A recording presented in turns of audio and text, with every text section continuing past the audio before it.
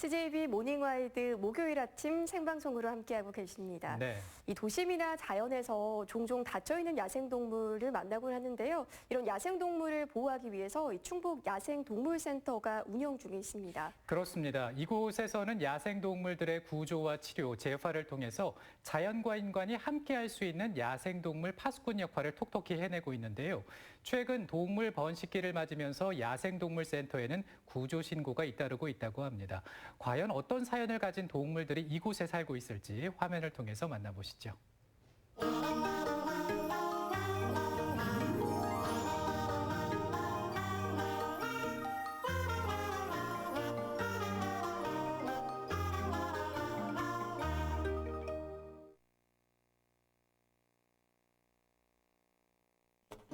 새하얀 순백색의 몸에 샛노란 부리, 흔히 백조라 불리는 우아함의 대명사 큰 고니. 지난 2014년 1월 시베리아에서 날아온 이 녀석은 누군가가 쏜 총탄에 한쪽 날개를 크게 다친 채 발견됐습니다. 이곳에서 지낸 지는 벌써 6년. 보통 자연 방사가 불가능한 개체들은 안락사를 시키는 경우도 있지만 이 녀석은 멸종위기 야생동물 2급의 희귀한 종으로 치료 이후 지속적인 보호를 받고 있습니다. 한쪽 날개가 없어 다시는 고향으로 돌아가진 못하지만 어느새 이곳에 터줏대감으로 방문객들을 맞이하고 있습니다. 교육용으로 활용하거나 또는 멸종위기종으로서 종 보존에 도움이 될 것 같은 그런 개체들은 연구 계류를 저희들이 시키고 있습니다. 현재 고니가 오랫동안 저희들과 같이 있는데 날개를 어딘가에 부딪혀가지고 절단을 해야 되는 그런 상황이 됐습니다. 이제 이 경우에는 야생 생태계로 갈 수 없기 때문에 저희들이 데리고 있습니다. 저희들과 한 식구가 된 셈입니다. 무더운 초여름, 더위는 남의 일이라는 듯이 유유히 무리를 떠다니며 여유를 즐깁니다. 생후 1개월쯤 어미와 이동 중에 맨홀에 빠져있는 걸 경찰관들이 발견해 이곳으로 오게 됐습니다.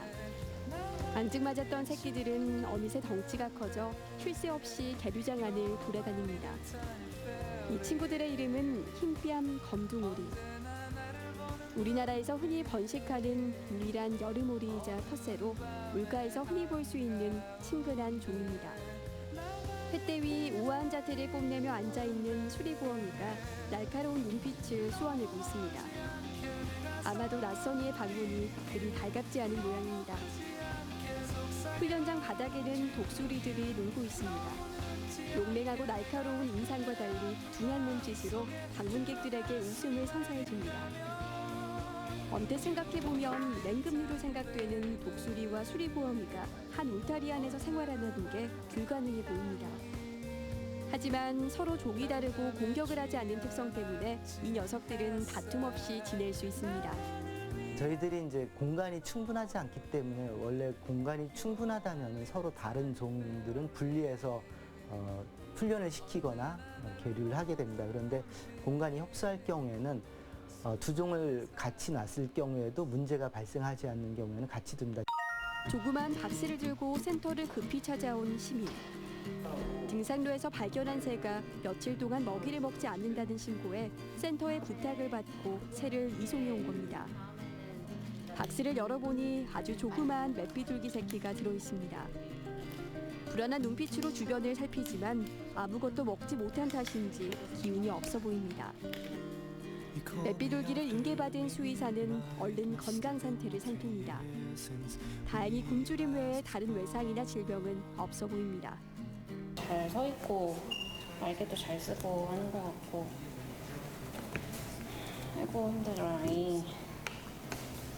이제는 맷비둘기에게 먹이를 줘야 할 시간. 부드러운 곡물 스프를 주사기에 넣어 천천히 입에 넣어줍니다. 만족스러운 양은 아니지만 그래도 먹이를 먹는 모습에 조금은 마음이 놓입니다. 이 맷비둘기는 센터에서 수의사들의 보살핌으로 건강을 회복한 후 다시 자연으로 돌아갈 예정입니다. 유조 같은 경우에는 케어를 해서 밖으로 보내는 전까지 저희가 데리고 있어요.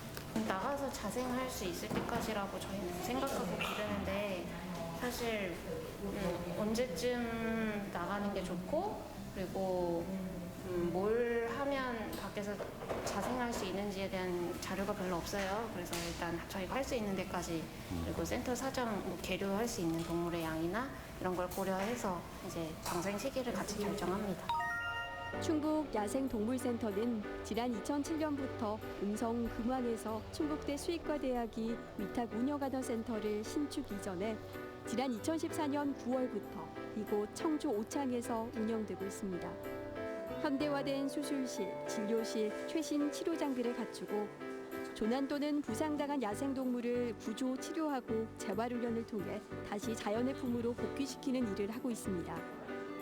센터는 최근 3년 동안 2,700여 건이 넘는 야생동물을 구조했고 현재 센터에는 삭, 수리부엉이, 너구리 등 78마리의 동물들이 치료와 재활을 하고 있습니다. 충북 지역에서 발생되는 동물들은 저희들이 일일이 다 직접 현장에 나가서 구조하기가 어려운 상황이다 보니까 각 자치단체별로 야생동물 보호협회원들이 활동을 하고 있어요. 그 협회원들이 일단 구조를 해놓게 되면은 우리 야생동물센터에서 출동해가지고 인수해서 치료 과정을 들어가고 있습니다. 최근 충북 야생동물센터는 구조 신고 건수가 많아져 바쁜 날들을 보내고 있습니다. 6월 초여름 동물 번식기인 이 시기에는 특히 새끼동물 구조 신고가 급증하기 때문입니다. 지난해부터 최근 3년 동안의 야생동물 구조 현황을 보면 1월에 40에서 50건에 불과하던 구조 건수가 5월부터 가파르게 상승하기 시작해 6월에 최고점을 기록한 걸 볼 수 있습니다. 하지만 이 가운데 정말 응급치료가 필요한 동물은 절반 정도밖에 되지 않습니다. 사람의 인기척을 느낀 부모만 먼저 달아나거나 먹이를 찾으러 자리를 비운 사이에 둥지에 홀로 남아있는 경우도 있고 새끼동물이 어미를 떠나기 전 독립연습을 하는 이소라는 습성 때문에 사람 눈에 띄는 경우가 많기 때문입니다. 이런 경우 제보자들은 새끼만 있는 게 불쌍하고 안타까워 신고를 하거나 임의로 데려와 보호를 하지만 그런 행동들은 부모와 새끼를 갈라놓는 비극을 만드는 겁니다. 좋은 마음으로 한 일들이 결론적으론 그 동물한텐 유괴에 해당하는 거죠. 사람들이 지나가다가 보면은 어미가 없고 새끼만 있는 것들이 발견되는데 많은 경우에 있어서는 어미가 먹이 활동을 하거나 또는 사람들이 왔을 때 감추기 위해서 어미는 멀리 떨어져 있는 경우들이 종종 있습니다. 이럴 때 위화가 발생한 걸로 오인하고 센터로 데려오게 되면은 결국은 우리는 야생동물 새끼를 유기하는 그런 상황들이 발생을 하게 됩니다. 그럴 경우 우리가 아무리 잘 관리를 해준다 하더라도 어미가 돌보는 것보다는 못하기 때문에 자연 생태계로 돌아갈 수 있는 확률들이 그만큼 줄어들게 됩니다. 구조된 새끼들은 아무리 야생동물센터라 하더라도 어미의 능숙함을 따라잡을 수는 없기 때문에 센터로 옮겨져도 올바른 성장을 하지 못하거나 죽는 경우가 적지 않습니다. 센터는 이런 새끼 야생동물들이 불쌍해 보인다는 이유로 함부로 데려오지 말고 30분에서 2시간 정도 행동을 관찰하거나 어미가 보이지 않거나 치료가 필요할 때만 신고해달라고 당부하고 있습니다. 산행을 하는 과정이라든가 산책 과정에서 야생동물을 발견했을 때는 야생동물은 사람을 보면 피하게 돼 있는데 도망가지 못하고 있다는 자체는 일단 부상 입었을 가능성이 크거든요. 그럴 때는 각 지방자치단체에 연락을 취하면은 그 지방자치단체에서 그 지역에서 활동하는 야생동물 구조하는 분들을 연결을 해서 출동을 시켜줍니다. 얼마 전 이곳에 들어온 이 새끼 너구리와 오리들도 마찬가지 경우입니다.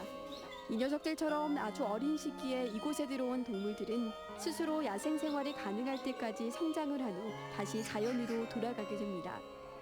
하지만 모든 동물들이 자연으로 돌아갈 수 있는 건 아닙니다. 지난해 충북 야생동물센터는 900여 마리의 동물들을 구조했고 그중 30%는 다행히 자연으로 방사가 됐지만 140여 마리의 동물들은 안타깝게도 안락사로 생을 마감했습니다. 야생동물들은 애완동물들과 달라 재활이 불가능한 경우 불가피하게 안락사를 시켜야 합니다. 부상의 정도가 너무 심해서 평생 장애를 갖고 살아가야 한다거나 야생 적응이 불가능하다고 판단될 경우 많은 고민 끝에 무거운 마음으로 마지막 선택지를 택하는 겁니다. 열심히 치료를 하고 재활을 한다고 해도 100% 회복된다는 그런 경우는 또 아닐 수도 있거든요. 그런 개체들은 사실 사람 같으면은 장애를 안고도 살아갈 수 있잖아요. 주변에서도 도움을 주고 해서. 동물 같은 경우는 자연에서 스스로 살아야 되는데 그렇지 못하니까 회복이 안 된다든가 영구 장애를 갖게 돼가지고 생활해야 되는 녀석들은 관리상 어려우니까 안락사 대상으로 정해서 그렇게 처리하고 있는 거죠. 우리가 사는 이 도심과 자연에는 수많은 야생동물들이 함께 살고 있습니다. 인간의 욕심으로 곳곳에 위험이 도사리고 있지만 동물들은 각자 변화된 환경에 적응하며 살고 있습니다. 그럼에도 불구하고 인간의 편의를 위해 만들어 놓은 시설물들은 야생동물들에게 큰 위협이 되고 있습니다. 해를 거듭할수록 많은 야생동물들이 구조되고 있습니다. 그만큼 삶의 환경이 어려워지고 있다는 반증인 겁니다. 자연과 야생동물 그리고 인간의 공존은 인류의 숙명입니다.